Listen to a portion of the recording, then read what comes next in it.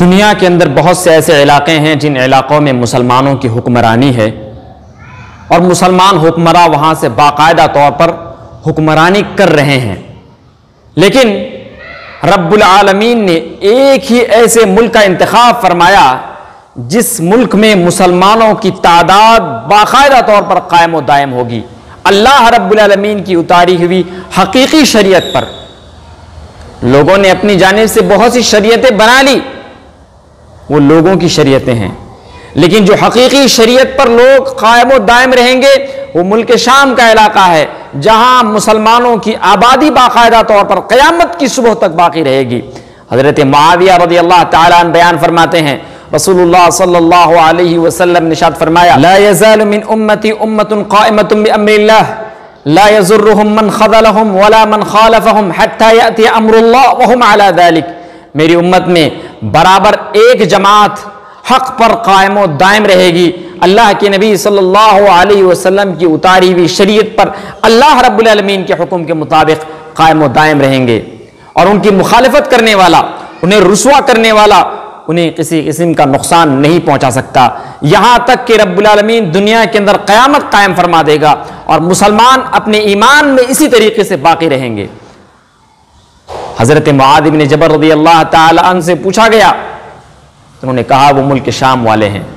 اسی طریقے سے سعد بن ابی وقاص رضی اللہ تعالی عنہ سے روایت ہے، رسول اللہ صلی اللہ علیہ وسلم نے ارشاد فرمایا، لا يزال اہل الغرب ظاہرین علی الحق، مغرب والے حق پر باقاعدہ ہمیشگی کے ساتھ غالب رہیں گے۔ اللہ اکبر۔ اللہ کے نبی صلی اللہ علیہ وسلم نے گویا اس بات کی ضمانت دی ہے کہ حق پر جو غالب رہنے والے لوگ ہوں گے وہ ملک شام میں ہیں، یعنی ایمان میں جو سب سے زیادہ پختہ ہوں گے، مضبوط و مربوط ہوں گے، وہ ملک شام کے علاقے میں تمہیں مل جائیں گے۔ اسی طریقے سے یہ بات یاد رکھیے، جب ملک شام کے اندر فساد رونما ہو جائے گا، ملک شام کے اندر خیر باقی نہیں رہے گا، ملک شام کے اندر مسلمانوں کی تعداد ختم ہو جائے گی یا نہ کے برابر ہوگی، یا وہاں پر ایمان میں رہنے والے لوگوں کے اندر ایمان میں بہت زیادہ کمزوری آ چکی ہوگی، اللہ کا نام لینے والا دنیا کے اندر بہت کم ہوگا،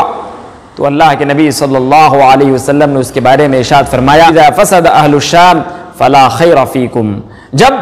فساد رونما ہو جائے گا ملک شام کے اندر تو تمہارے اندر کسی قسم کی کوئی بھلائی نہیں رہے گی۔ اللہ اکبر۔ گویا ملک شام اس بات کی ضمانت دیتا ہے کہ جب تک وہاں پر ایمان والے باقی رہیں گے دنیا کے اندر حالات اچھے رہیں گے، دنیا پر قیامت قائم نہیں ہوگی، جب وہاں ایمان والے ختم ہو جائیں گے دنیا پر قیامت قائم ہو جائے گی، دنیا کو رب العالمین ہلاک کر دے گا، تباہ اور برباد کر دے گا۔